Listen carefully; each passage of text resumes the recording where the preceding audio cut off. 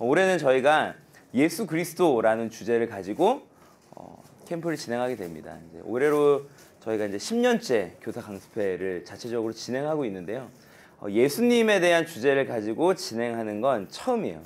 그동안 이렇게 폴3D나 이제 그런 미라클하우스나 이런 안에서 예수님에 대한 이야기를 다루긴 했지만 전체 캠프의 주제가 예수님으로 진행된 것은 올해가 처음입니다. 그래서 상당히 이제 이례적이고요. 또 기대가 많이 되는, 또 매년마다 기대가 됐지만 올해는 특별히 더 기대가 많이 되는 그런 해입니다. 그래서 올해는 특별히 예수님께서 행하셨던 일들에 대해서 그 많은 이야기들이 있잖아요. 그 이야기들을 우리가 한번 서로 들려주고 또 들으면서 풍성하게 예수님의 이야기로 채워나가는, 그래서 아까 찬양 강습 하실 때도 이렇게 아셨겠지만 모든 찬양이 다 예수님에 대한 찬양입니다. 예수님께서 하셨던 일들, 예수님의 성품들, 예수님이 어떠한 분이신가에 대해서 올 여름 고백하게 될 것이고요. 또 특별히 교제의 내용들도 예수님께서 이 땅에서 무엇을 하시고 어떻게 제자들과 또 우리와 함께 하셨는가에 대한 내용들을 담고 있습니다. 그래서 선생님들 기대하는 마음으로 이 시간 또 참여해 주시면 너무 감사하겠습니다. 매년마다 교제 강습회에 이렇게 오시면 보시는 그림이실 겁니다. 그래서 영유아와 또 유초등부와 이제 중고등부 학생들의 아까 이제 오전에 주제 강의하실 때 노이태 목사님께서 제임스 파울로의 발달 단계 이론에 대해서 설명해 주셨는데요. 역시 우리 아이들의 신앙의 발달도 신앙의 그 발달에 있어서 아주 중요한 흐름이 있다라는 것을 아실 수가 있습니다. 영유아 유치는 아까 노 목사님께서 말씀해 주셨지만 아이들이 그냥 그 교회에 와서 기도해 주는 선생님, 따뜻하게 품어주신 그 선생님에 대한 그런 이미지들, 기억들, 느낌을 많이 이제 가지게 되거든요. 교회에서도 역시 마찬가지입니다. 그러한 내용들을 통해서 아이들이 정말 경이로운 원더, 이 나이 때에는 뭔가 새로운 것들을 많이 경험하고 느끼면서 놀라운 것들을 이렇게 경험하게 되는 그러한 시기가 되고요. 유초등부로 올라가게 되면 이제 뭔가를 점점 발견하게 되는 시기입니다. 특별히 이제 3, 4학년, 5학년쯤 되면 아이들이 이제 말이 많아지잖아요. 질문도 많아지고 궁금한 것도 많아지고 계속 뭔가를 말을 하게 됩니다. 이제 사춘기가 시작되는 그 이제 시작점에 있는 것이거든요.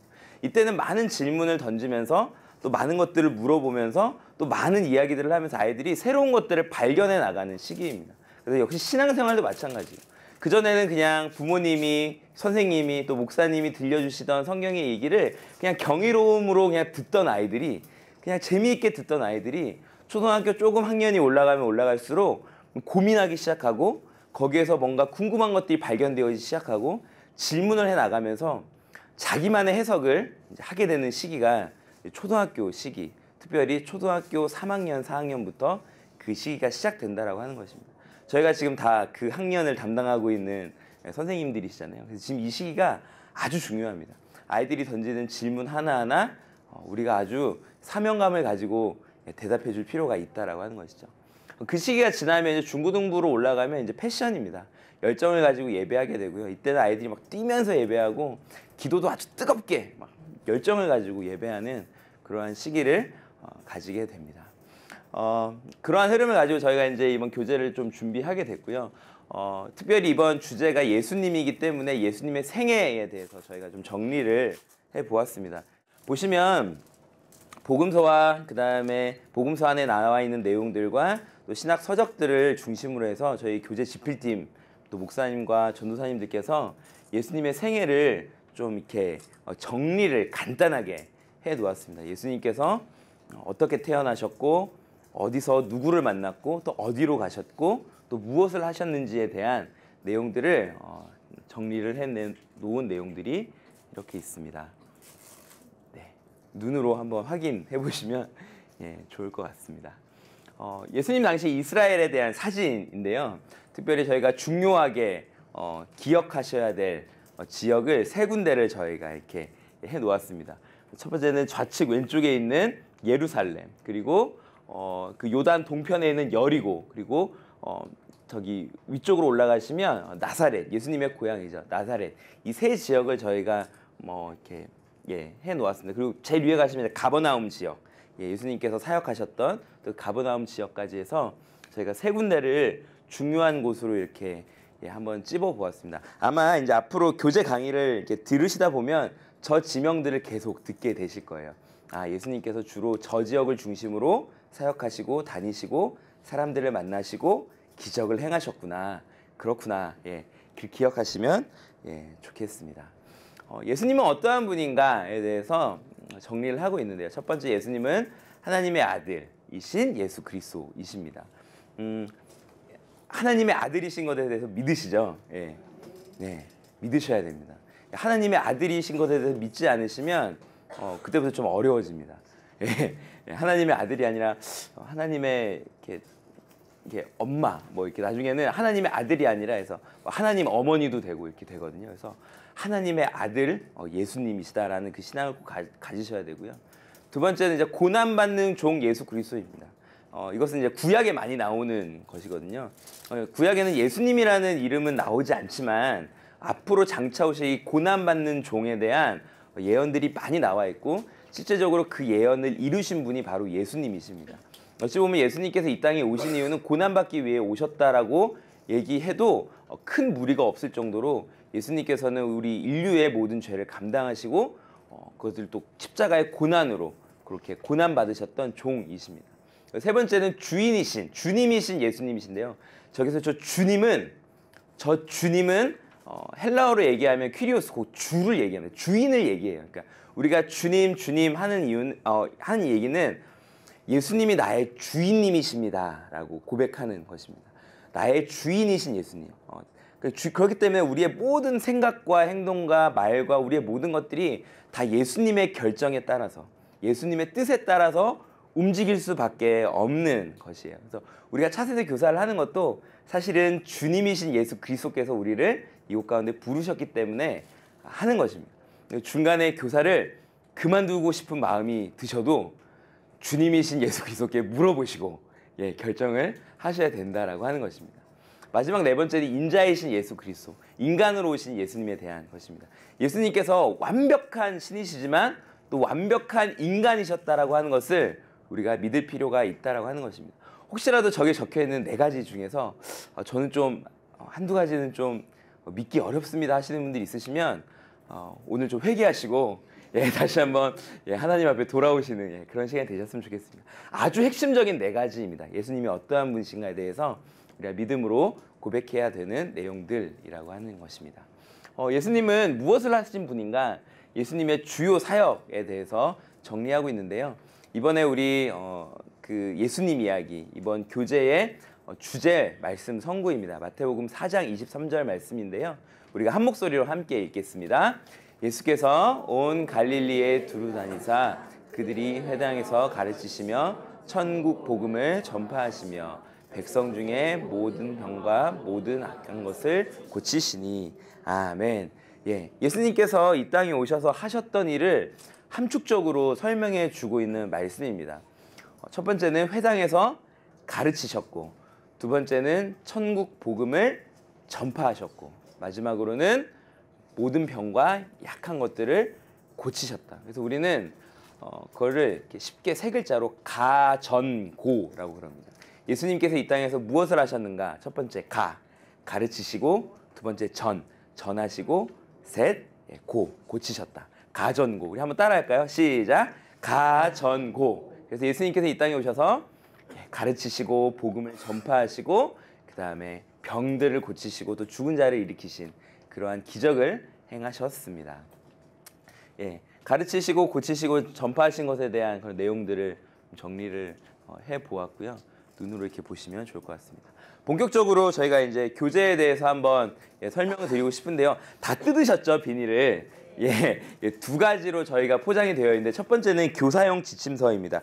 교사용 지침서를 이렇게 딱 뜯으시면 이러한 교사용 지침서라고 되어 있는 책이 한 권이 있고 또 이런 카드, 총 48장으로 되어 있는 카드를 다 받으셨을 거예요. 한번 일단 먼저 카드를 한번 확인해 보셨으면 좋겠습니다. 빨간색 카드가 이렇게 총 12장이 11장이죠. 11장이 들어 있는데 1번부터 9번까지 그리고 백과 점프 그리고 이 체인지라고 하는 카드로 구성이 되어 있습니다. 동일하게 연두색과 노란색과 파란색으로 총 12장의 카드가 구성이 되어 있습니다. 지금 한번 보시고 좀 이렇게 카드가 없거나 좀 오타가 있거나 하시면 강의가 끝난 후에 저에게 말씀해 주시면 저희가 교환해 드리도록 하겠습니다. 예, 카드 한번 확인해 보시고요. 이 카드는 상당히 중요합니다. 저희가 매 과마다 첫 활동을 이 카드로 아이들과 하게 됩니다. 그래서 이 카드는 아이들에게 나가지 않고요.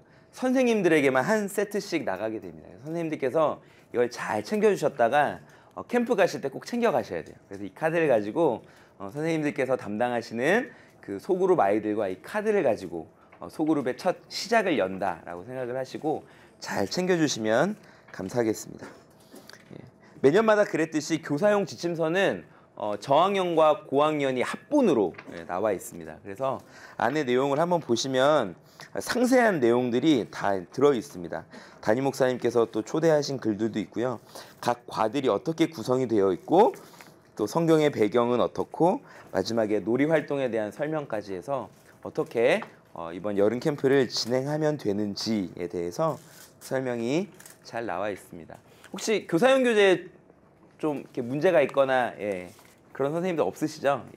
혹시라도 강의를 들으시다가 교사용 교재에 조금 문제가 있다. 역시 강의 이후에 저에게 오시면 교환해 드리도록 하겠습니다.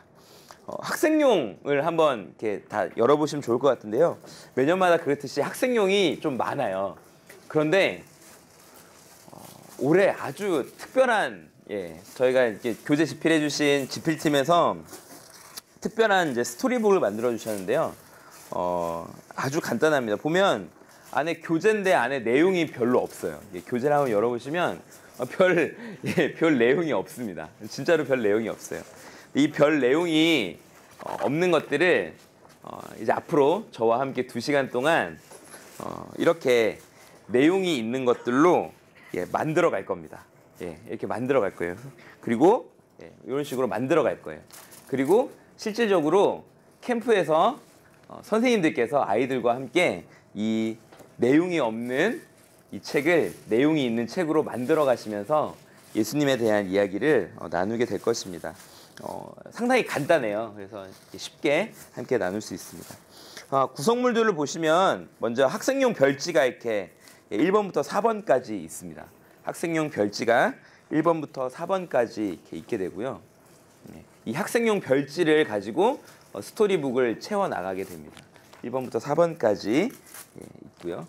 그 다음에 이거는 고학년에만 들어가 있는 건데요.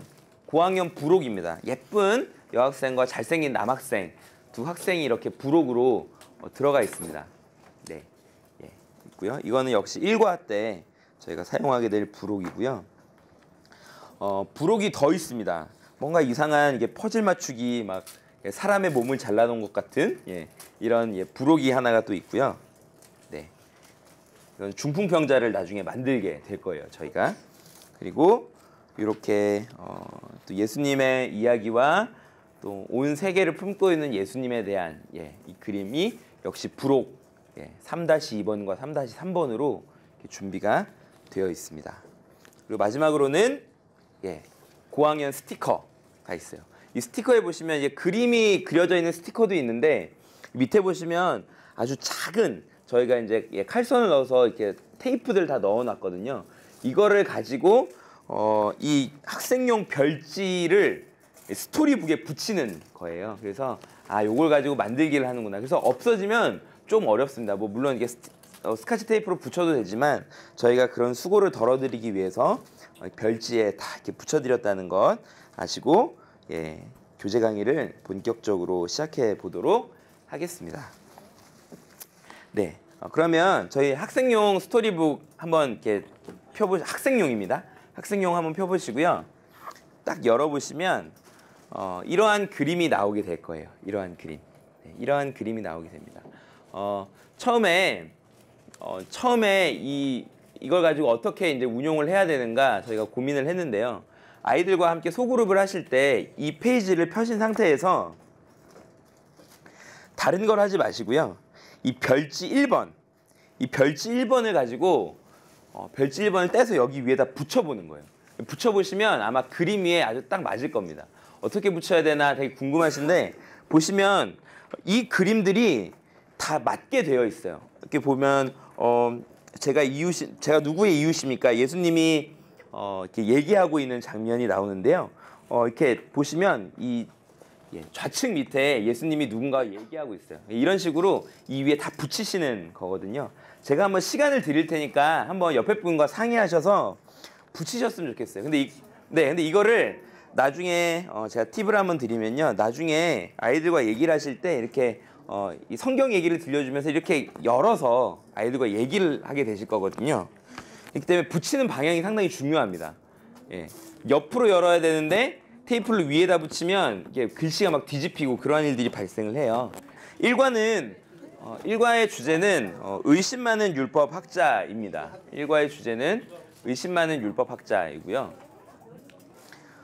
주제 말씀은 누가복음 10장 25절에서 37절까지의 말씀인데요. 오늘 그 예꿈 뮤지컬 오전에 아이들 뮤지컬 통해서도 한번 이렇게 들으셨던 내용일 겁니다. 교사용 교재에 보면 16페이지인데요. 그 암송 말씀이 나와 있는데 제가 한번 읽어드리도록 하겠습니다. 누가복음 10장 27절 말씀입니다. 대답하여 이르시되 내 마음을 다하여 목숨을 다하며 뜻을 다하여 주 너의 하나님을 사랑하고 또한 내 이웃을 내 자신과 같이 사랑하라 하였나이다. 아멘. 이렇게 되어 있습니다. 예수님께서 어느 날 사역을 하시던 중에 제자들을 70인을 파송을 하시고 나서 그 70인 파송된 사람들이 다시 돌아옵니다. 돌아와서 예수님, 저희가 진짜 예수 그리스도의 이름으로 사역을 하니까 마귀들이 떠나가고 병든 사람들이 막 고쳐지고 죽은 사람이 일어나는 기적이 일어났습니다. 너무 즐거워하는 거예요. 즐거워하는 그 제자들의 모습을 보면서 예수님께서 뭐라고 말씀하시냐면 너희가 그렇게 사역한 결과 때문에 기뻐하지 말고 너희의 이름이 하늘에 기록된 것으로 너희는 기뻐하라. 그렇게 말씀을 하십니다. 그렇게 말씀을 하시고 나서 그 예수님의 제자들과 예수님의 사역을 시기 질투했던 율법학자들이 예수님을 시험하기 위해서 오게 됩니다. 예수님을 시험하기 위해서 오게 되는데 와서 한 율법학자가 예수님에게 그렇게 질문을 하는 거예요. 예수님, 어떻게 하면 우리가 영생을 얻을 수 있겠습니까? 어떻게 하면 우리가 영원히 살 수 있겠습니까? 라는 질문을 던졌을 때 예수님께서 오히려 역으로 질문을 던지세요. 율법에는 뭐라고 써져 있니? 너희들이 그렇게 잘 안다라고 여기는, 잘 지킨다라고 여기는 율법에는 뭐라고 써져 있니? 구약에 있어서 하나님께서 가장 기뻐하시는 예배자의 삶은 하나님을 사랑하고 또 이웃을 사랑하는 것이었어요. 그래서 예수님께서 그 율법에 써져 있는 대로 하나님을 사랑하고 이웃을 사랑하는 것이 그래 영생을 얻는 길이다. 그렇다면 누가 너의 이웃이냐라고 질문을 하시면서 바로 이 선한 사마리아인의 비유를 들려주셨습니다. 학생용 교재를 보시면 그 내용들이 담겨져 있어요.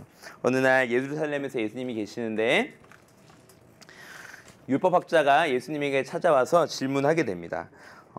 그래서 하나님 사랑과 이웃 사랑이 율법에 써져 있는 영생을 얻는 방법입니다. 라고 그렇게 이야기를 하였어요. 그런데 예수님께서 그럼 너도 가서 그와 같이 하라 라고 얘기를 하니까 율법학자가 그러면 누가 저의 이웃입니까? 라고 율법학자가 질문을 하게 된 거예요. 예수님께서 누가 너희의 이웃인지를 설명을 해주시게 됩니다. 그 이스라엘 백성들과 이제 사마리아인에 대한 좀 이해를 이렇게 하셔야 되는데요. 대부분 잘 아시겠지만 이 유대인들, 유대 사람들은 이 사마리아인들을 하찮게 여겼던 사람들이었습니다. 이 사마리아인들은 이방 족속이었기 때문에 이 사마리아인들이 살던 지역으로 이스라엘 사람들이 유대 사람들이 지나가지도 않았던 그러한 아주 종교적이고 또 인종적인 차별을 했던 사람들이 차별을 받았던 사람들이 사마리아인들이었습니다. 그런데 어느 날 예루살렘에서 이 여리고로 가는 이 길 가운데에 어떤 사람이 강도를 만나서 쓰러지게 되었어요. 강도를 만나서 쓰러지게 되었습니다. 이 강도 만나 쓰러지게 된 사람 앞에 제사장이 어느 날 나타나게 됐는데요. 이 제사장을 딱 들어보시면 제사장이 어떠한 사람인지에 대한 설명이 이렇게 나와 있습니다. 이 제사장은 백성들을 대신해서 예배를 담당하고 율법을 가르치고 마지막 백성들을 축복했던 그러한 사람이었습니다. 그러한 사람이 제사장이 지금으로 얘기하면 이게 교역자죠. 교역자가 강도 만나서 피 흘리고 있는 사람을 나몰라라 하고 지나가게 된 거예요. 성경에는 이제 기록이 두 가지가 나와 있는데 다른 길로 돌아갔다라는 기록도 있고 왔던 길을 되돌아갔다라는 기록도 있습니다. 근데 이제 저희가 어쨌든 다 성경 말씀에 있는 거기 때문에 여기에 다른 길을 하나 더 만들어놨어요. 예, 그림 보시면 길이 여리고로 가는 다른 길이 하나 있습니다. 최대한 성경의 내용에 저희가 입각해서 교재를 만들었습니다. 이 제사장은 그렇게 하나님을 열심히 예배하고 또 율법을 가르치고 또 백성들을 축복했던 그런 아주 거룩한 일을 했던 사람이었지만 정작 강도를 만나서 생명을 잃은 위기에 빠져 있는 사람은 나몰라라 했던 그러한 일을 저지르고 말았습니다. 두 번째로는 레위인이 그 길을 지나가게 됐는데요. 한번 이렇게 레위 사람을 딱 들어보시면 또 레위인에 대한 설명이 나와 있거든요. 우리 함께 한 목소리로 읽겠습니다. 시작. 레위의 후손으로 성전의 예물을 관리하고 청결하게 하며 예배를 도왔어요. 딱 저희 교회 간사님들이십니다. 교회를 섬기고 또 예배를 도와주시는 그러한 일들을 했던 레위 족속들. 이렇게 성경에서는 이 레위 족속들이 또 하나님을 찬양하는 찬양을 담당했던 예배팀이었다라고도 얘기하는데요.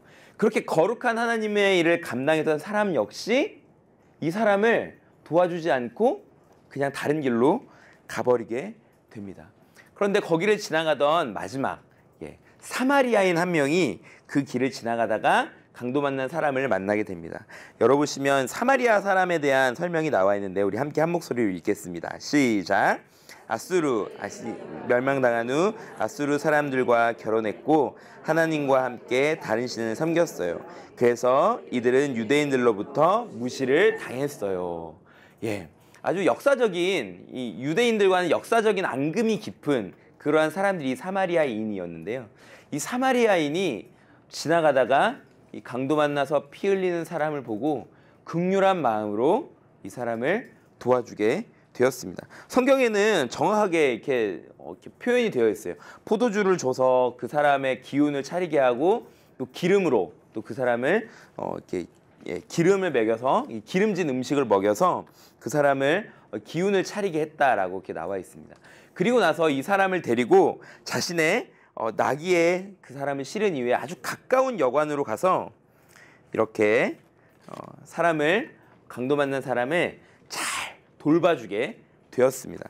결국 이 선한 사마리아인은 하나님 사랑과 이웃 사랑을 실천하게 된 것입니다. 성경에서는 예수님께서는 하나님을 사랑하는 것이 곧 내 이웃을 사랑하는 것이다 라고 이야기하고 있어요. 구약에 나오는 율법에서는 하나님을 사랑하고 내 이웃을 사랑하라. 이 하나님 사랑과 이웃 사랑이 따로따로 떨어져 있었는데요. 예수님께서 신약 시대에 오시면서부터 이 하나님 사랑과 이웃 사랑은 따로따로 떨어진 게 아니라 동일한 게 된 겁니다. 하나님을 사랑하면 이웃을 사랑할 수밖에 없고요. 이웃을 사랑하는 것이 곧 하나님을 사랑하는 것이에요. 근데 율법을 알았던 이 율법학자들과 레위인들은 그걸 몰랐던 겁니다. 하나님을 열심히 사랑하면 되는 줄 알았고 또 이웃도 최선을 다해서 사랑하면 되는 줄 알았어요. 그런데 이 강도 만난 사람은 자신들의 이웃이 아니다라고 생각을 했던 거죠. 이 이야기를 예수님께서 딱 들려주시고 나서 그렇게 얘기하십니다. 누가 우리의 이웃입니까? 라는 이 질문에 예수님께서 이렇게 대답을 하시고 나서요.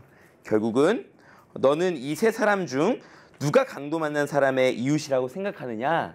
질문하세요. 율법학자에게. 그래서 율법학자가 그렇게 대답을 하죠. 자비를 베푼 사람입니다. 예수님께서 마지막으로 한마디 더 하십니다. 너도 가서 이와 같이 하여라. 너도 가서 이와 같이 하여라. 이것이 예수님의 가르침의 전부였어요. 이렇게 아이들에게 얘기를 해주시면 일과가 끝납니다. 일과의 모든 내용이 끝나요. 이렇게 아이들과 함께 이야기를 나눠주시면 되겠습니다. 이렇게 이야기를 이렇게 근데 제가 이제 강의를 하느라 조금 이게 빨리 이렇게 이야기를 진행을 했는데요. 사실은 이제 아이들한테 좀 질문도 하시면서 이렇게 물어보시면 좋을 것 같아요. 뭐 여기에 보면 예루살렘과 여리고 이렇게 표지판이 되어 있는데 얘들아 예루살렘에서 여리고까지 가려면 얼마 정도의 거리가 걸리지? 라고 이렇게 질문하셔도 돼요. 그럼 아이들이 이걸 보고 30km 정도 걸려요. 이런 식으로 아이들과 한번 대화를 나눠보시면 좋을 것 같습니다. 제가 되게 급한 마음에 처음에 이 배낭매기를 안 한 것 같아요. 이 카드를 가지고 카드를 가지고 이제 아이들과 함께 첫 과외에 내용을 여는 그걸 안 했습니다. 이걸 먼저 좀 한번 했으면 좋겠는데요. 한번 카드를 쭉 보시고요. 테이블에서 한 분이 이제 게임 리더가 되시면 좋을 것 같아요. 한 분의 카드만 사용을 하고요. 다른 분들은 좀 카드를 좀 넣어주시면 좋을 것 같습니다. 보시면 이 사랑의 원카드라는 게임이에요. 원카드 게임 거의 다 많이 해보셨을 텐데요. 작년에도 저희가 이걸 가지고 아이들에게 이제 카드 게임을 했었는데 올해도 비슷합니다. 보시면 인원에 맞춰서 공평하게 카드를 분배를 하게 됩니다. 우리 게임 리더이신 선생님께서 카드를 좀 섞으신 이후에 인원에 맞게 골고루 카드를 좀 분배해 주시면 좋을 것 같고요. 남은 카드는 뒷면이 보이도록 모아두시면 좋을 것 같아요. 남은 카드는 여기에서 이 뒷면은 이렇게 글씨가 써져 있는 게 뒷면이에요. 이 뒷면을 놓고 한 장만 뒤집어서 이런 그림이 나오는 장면만 뒤집어서 이렇게 올려주시면 좋을 것 같습니다. 한번 해보시겠어요? 카드를 한번 해보시면 좋을 것 같습니다. 선을 먼저 잡으시고요. 선을 먼저 이렇게 누가 먼저 할지 정하신 다음에 그 위에 테이블 위에 올라와 있는 하나의 이제 그림 카드가 있잖아요. 그 카드와 같은 숫자 혹은 같은 색깔만 내실 수가 있어요.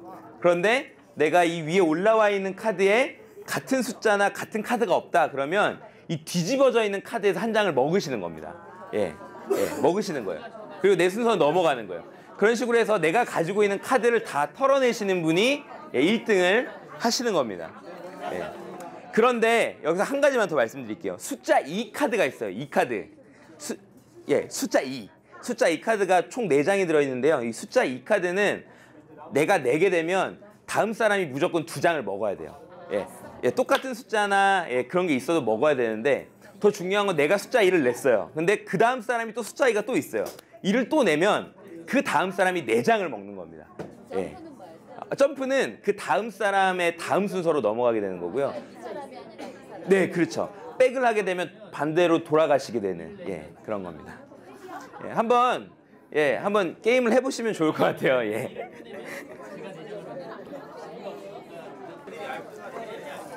이렇게 처음에 일과를 시작하기 전에 카드 게임을 하시고요.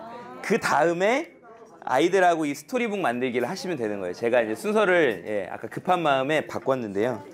그렇게 하시고 나면 한 번 더 이 스토리 카드를 이용하실 수 있도록 저희가 제작을 했습니다. 한번 이 카드에서 1번과 2번과 3번과 4번 색깔은 상관없습니다. 1번과 2번과 3번과 4번의 카드를 한번 보시겠어요? 1, 2, 3, 4번 카드 색깔은 상관없습니다. 색깔은 상관없고요. 보시면 1, 2, 3, 4번이 앞에 나와 있는 저 그림들로 되어 있어요. 보시면 1과의 스토리북에 나왔던 그림들입니다. 그런데 글씨들이 빠져 있어요. 스토리북에 나와 있는 글씨들이 빠져 있습니다. 1과 카드를 이렇게 딱 드셔서 그림이 보이도록 앞으로 한번 쭉 내밀어 보시겠어요? 쭉 내밀어 보시면 뒤에 질문과 답변이 나와 있습니다. 신기하죠? 그래서 아이들에게 이걸 보여주시면서 선생님께 질문하시는 거예요. 얘과야? 얘들아, 아까 스토리북 만들면서 우리 얘기 나눴잖아. 선생님이 질문 하나 할게. 예수님께서 누가복음 10장 23절에는 그렇게 얘기하셨어. 율법에는 무엇이라 기록되어 있느냐는 예수님의 질문에 율법학자는 뭐라고 대답했지? 라고 물어보시는 거예요. 그럼 아이들이 대답을 할 겁니다. 하나님을 사랑하고 이웃을 사랑한다라고 얘기했어요. 라고 아이들이 대답하는 거예요. 그렇게 해서 2번을 보시면 또 2번도 역시 그러한 질문으로 되어 있습니다. 강도를 만나게 된 사람은 어디에서 어디로 가던 길이었나요? 아이들이 대답을 할 겁니다. 예루살렘에서 여리고로. 역시 그 다음 카드 3번 하시면 강도를 만난 사람은 누구였으며 그들의 반응은 어땠나요? 질문을 하면 아이들이 왼쪽부터 얘기할 거예요. 왼쪽은 제사장이었고 가운데는 레위인이었고 제일 끝에는 가운데가 사마리아 사람이군요. 가운데에는 사마리아 사람인데 이 사마리아 사람은 포도주와 기름으로 응급처치를 하고 이 강도 만난 사람을 여관으로 데려다 주었어요. 그렇게 질문을 하고 답을 하게 됩니다. 마지막 4번 카드. 강도 만난 사람을 도와주었던 사마리아 사람처럼 캠프 기간 중 내가 섬겨야 할 이웃이 누구인지 생각해보고 어떻게 섬길지 이야기를 해보세요. 아이들에게 실질적으로 성경의 이야기를 배운 다음에 어떻게 캠프 기간 동안 실천할 것인가에 대한 질문을 던지는 겁니다. 그래서 이걸 가지고 선생님들이 이야기를 나누시면서 아이들이 캠프 기간 동안 누군가의 마니또가 되어주는 거예요. 누군가의 천사가 되어주는 겁니다. 계속적으로 그 친구를 섬겨주고 어려움이 있는 친구들을 도와주는 것입니다. 이 작업이 상당히 사실은 중요한데요. 큐티도 그렇지만 묵상도 중요하지만 제일 중요한 건 적용이잖아요. 아이들이 배운 성경의 이야기를 어떻게 적용할까를 계속적으로 거룩한 부담감을 선생님들이 주셔야 됩니다. 적용해야 된다. 선한 사마리아인의 이야기를 적용해야 된다. 이렇게 부담을 주시면 되겠습니다. 이렇게 하면 1과의 탐험하기까지 다 끝나게 되는데요. 마지막 이제 보물찾기가 있어요. 캠프를 가면 그 선생님들께서 또 그리고 학부모님들께서 이렇게 하시는 이야기가 아이들끼리 서로 안 친해요예요. 예, 아이들끼리 같은 반인데도 서로 안 친해요입니다. 그래서 저희가 어떻게 하면 이 아이들이 서로 친하게 지낼 수 있을까를 고민을 하다가 물론 이것으로 다 친해지는 것은 아니겠지만 나의 이웃 알아가기라는 것을 준비를 했습니다. 아까 처음에 보셨던 이 잘생긴 남학생과 이쁜 여학생 이 두 개의 카드인데요. 이 카드를 한번 뒤집어 보시겠어요? 예, 뭔가 빼곡하게 적혀 있죠. 이것은 어떻게 하는 거냐면요. 요거는 아이들이 다 이렇게 2장씩 가지고 있을 거예요. 그래서 남학생인 아이들은 남학생 카드를 먼저 짝을 짓습니다. 옆에 있는 친구들과 짝을 짓는데 한번 선생님들 지금 짝을 한번 접으시겠어요? 옆에 분하고 2분씩? 예, 세 분씩 하셔도 되고요. 2분이 제일 좋으실 거예요. 짝을 지신 다음에 상대방의 그 짝의 성별에 따라서 내 짝이 여자아이다 그러면 이 여자 카드를 고르는 거고요. 내 짝이 남자아이다 라고 하면 이 남자 카드를 고르는 겁니다. 그래서 여기에다가 그 내 짝의 내용을 쓰는 거예요. 이름은 무엇이고 별명은 무엇이고 학교는 어디인지 지금 한번 선생님들 옆에 분과 짝을 이뤄서 한번 해보시면 좋을 것 같아요. 이 앞면만 한번 해보겠습니다. 나에 대해서 하는 게 아니라 내 짝에 대해서 하는 거예요. 내 짝에 나의 이웃은 어떠한 이웃인가? 한번 써보시고요. 너는 이름이 뭐야? 내 이름은 누구야? 너 별명이 뭐야? 별명은 이거야. 그리고 나는 어느 초등학교에 다녀. 이렇게 나누게 됩니다. 네, 그렇게 나누고 나면요. 한번 카드를 뒤집어 보겠습니다. 뒤집어 보시면 여기서부터 잘 설명을 해주셔야 돼요. 뭐냐면 상대방 짝꿍에 대한 것들을 내가 쓰는 건데 상대방의 질문을 하지 않고요. 이 친구가 첫인상이 어떤지를 써보는 거예요. 첫 번째, 세게 생겼다. 예. 두 번째, 공부를 잘하게 생겼다. 예. 뭐 그런 식으로 내가 상대방에 대해서 써보는 겁니다. 예. 아마 이번에 교사대학 저희 서빙고에서 진행했던 교사대학에 오셨던 우리 선생님들은 해보셨을 거예요. 예, 그겁니다. 예. 써보는 거예요.